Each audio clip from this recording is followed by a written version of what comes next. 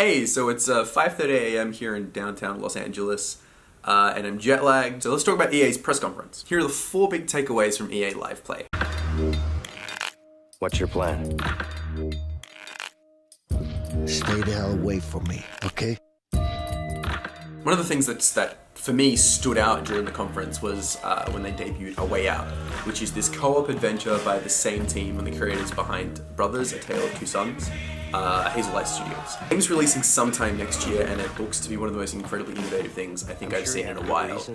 You play as one of 2 men trying to break out of prison in like a split-screen exploration adventure. These 2 characters show different perspectives in a scene, and you sort of interact with the other player to progress through obstacles and puzzle solve and stuff.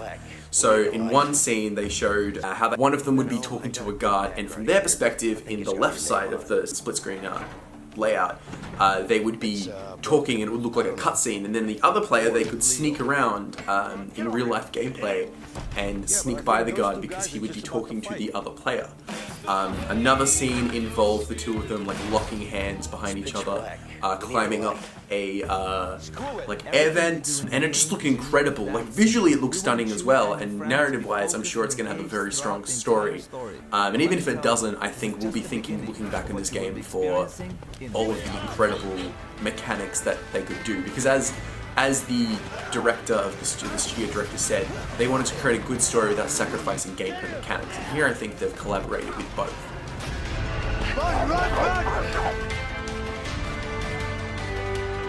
Relax, man, I got this. Although only briefly teased, we finally got our first glimpse at BioWare's new IP, known as Anthem.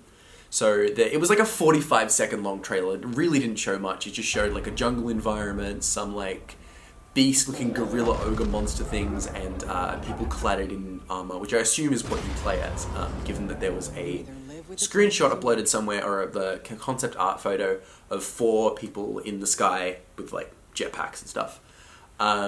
They teased as well that it was going to be shown further in Microsoft's conference later today, and I expect that they'll showcase it during the Scorpio demo that they have, because it looks like the kind of game they would showcase there. And if they're going to showcase it during the Scorpio demo, I'm kind of getting the vibe that I don't think it'll be a Microsoft exclusive, only because EA likes money and having a game be exclusive is potentially losing money. But I think they'll do what Sony did with Watch Dogs, where they sort of front-benched it and marketed it as if it was a first exclusive.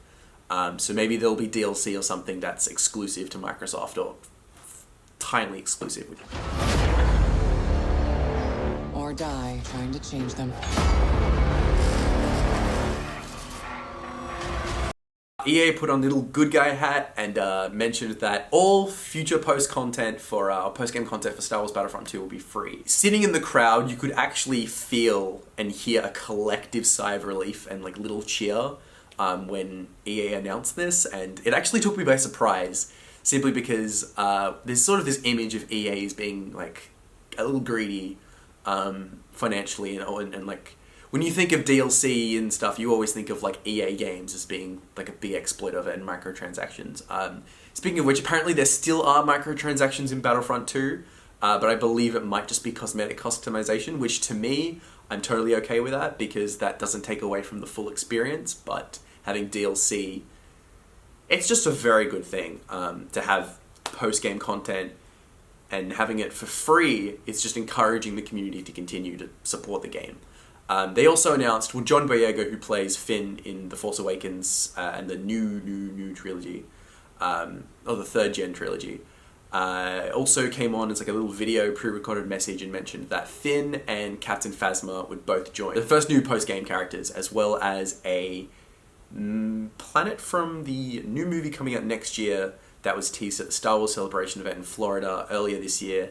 The planet that was teased there will actually be playable in Battlefront 2.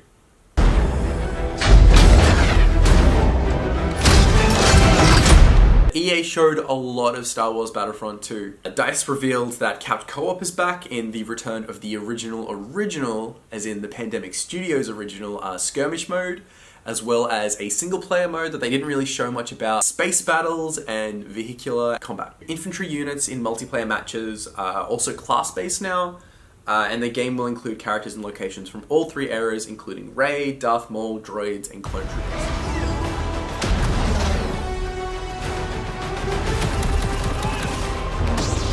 There you go, that was my recap of the highlights that I thought of EA Play. I'll also be attending the Microsoft conference later today, so expect a video on that sometime soon. If you'd like to find out more and follow all of our E3 coverage, you can check out Stevivor.com, as well as this YouTube channel that I will hopefully be uploading more videos of this week, and my Twitter at RETAWES.